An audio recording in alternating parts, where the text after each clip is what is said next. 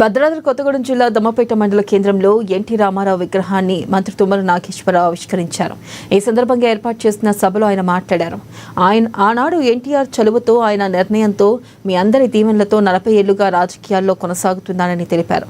ఇది ఎన్టీఆర్ శక్తి, మీ శక్తి తప్ప తన శక్తి కాదన్నారు.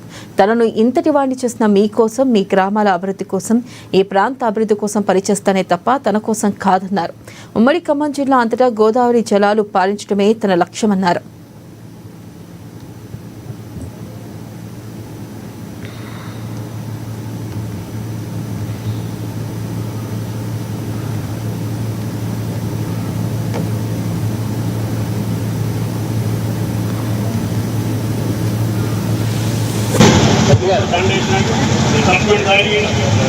కార్యక్రమానికి విచ్చేసిన అందరికీ మరొకసారి స్వాగతం, సుస్వాగతం చెప్తూ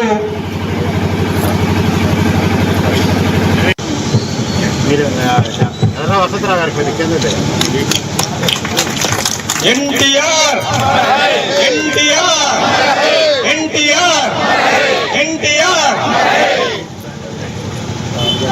మొక్క ఈనాడు ఖమ్మం జిల్లానే కాదు తెలంగాణ మొత్తం కూడా వ్యాప్తి చేయాలని, మనం ఎలాగా 1 ఎకరం ఉన్నటువంటి రైతు కూడా సుఖంగా ఉంటున్నాడో తెలంగాణ రైతులు కూడా అదే పద్ధతిలో ఉండాలని ఆకాంక్షతోటి నాకు ఈ శాఖకి అవకాశం వచ్చింది. తప్పకుండా అన్ని జిల్లాల్లో ఈ 3-4 సంవత్సరాల్లో అన్ని ఫ్యాక్టరీలు ఏర్పాటు చేసి అన్ని జిల్లాల్లో కూడా ఆయిల్ ఫామ్ పంటని ఈ భారతదేశంలో అత్యధికంగా పండించేటటువంటి రాష్ట్రం తెలంగాణ రాష్ట్రంగా తీర్చిదిద్దాలని చెప్పి కూడా మీకు ఈ సందర్భంగా మనం చేస్తున్నాం.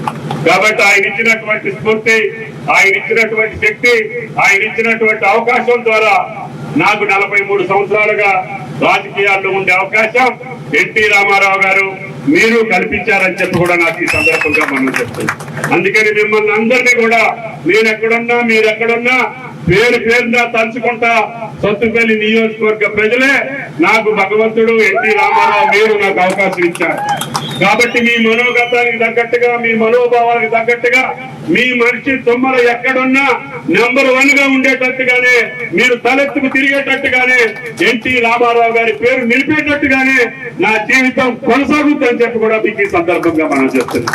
కాబట్టి అందుకనే పెద్ద ఆయన పిలిస్తే తప్పకుండా వస్తాను.